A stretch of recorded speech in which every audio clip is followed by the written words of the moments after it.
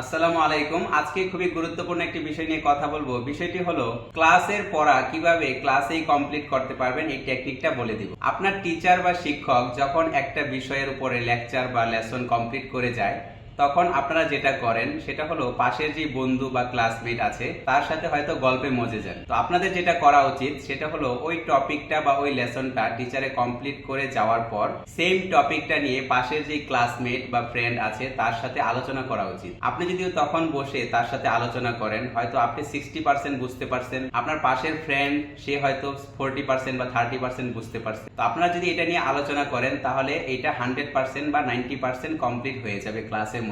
তারপরে আপনি যখন বাসায় যাবেন তখন যদি ওই লেসনটা আরেকটু দেখেন তাহলে এই পড়াটা সম্পূর্ণ কমপ্লিট হয়ে যায়। কিন্তু আপনারা কি করেন, এটা যদি না করে ক্লাসের মধ্যে গল্প করেন বা পাশের জনের সাথে কথা বলেন, একটু মোবাইলে ফেসবুকিং করেন, তখন ওই যে লেসনটা টিচার মাত্র পড়িয়ে গেল ওইটা হয়তো আর মনে থাকে না। আপনি বাসায় গিয়ে দেখেন এর 70 বা 80-90% আপনি কি করছেন, ভুলে গেছেন। তো এই জন্য এই টেকনিকটা আপনারা যদি মেনটেন করেন, ইনশাআল্লাহ ক্লাসেই আপনাদের ক্লাসের যে পড়া থাকবে সেটা 90% বা 100% কমপ্লিট হয়ে যাবে ইনশাআল্লাহ। আশা করি আপনারা টেকনিকটা ফলো করবেন। আসসালামু আলাইকুম।